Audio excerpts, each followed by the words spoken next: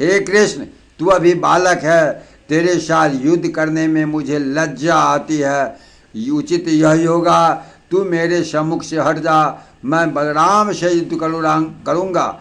जरासंध के वचन वाणों को सुनकर मुरली मनोहर बोले, अरे जरासंध, तू मुझे बालक न समझ, तू युद्ध भूमि में खड़ा होकर अपने मुँह से अपनी प्रशंसा कर रहा है। यह सूरवीरों को शोभा नहीं देता। यदि सचमुच में पराक्रमी है तो अपने शौर्य का प्रदर्शन कर, मैं भी देखूं तू कितना बलशाली है। भगवान श्री कृष्ण के वचनों को सुनकर जरासंध की आंखें क्रोध से तन गई, जैसे काला भुजंग।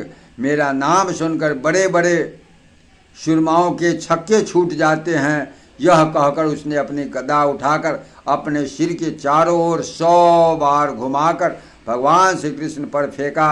हे राजा प्रसिद्ध, जरासंध को यह वरदान प्राप्त था, जितनी बार वह गदा घुमाता था वह गदा उतने योजन दूर खड़े शत्रुओं का संहार कर डालता था।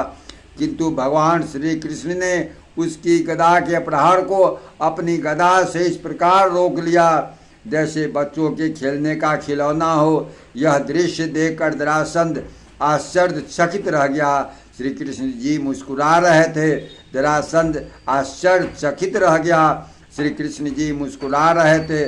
तदुपरांत जरासंध ने धनुष बाण उठा लिया और दोनों भाइयों पर वाण वर्षा करने लगा और कहा, रे दुष्ट बालको, तूने अपने मामा कंस को मारकर बहुत बड़ी विजय नहीं पाली है, जो इतना हर्षित हो रहा है।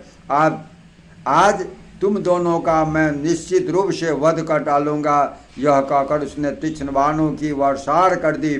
उसके अनगिनत बाणों ने श्री कृष्ण और बलराम को इस तरह ढक लिया जैसे सावन भादे के महीने में सूर्य देव को काले बादल ढक लेते हैं।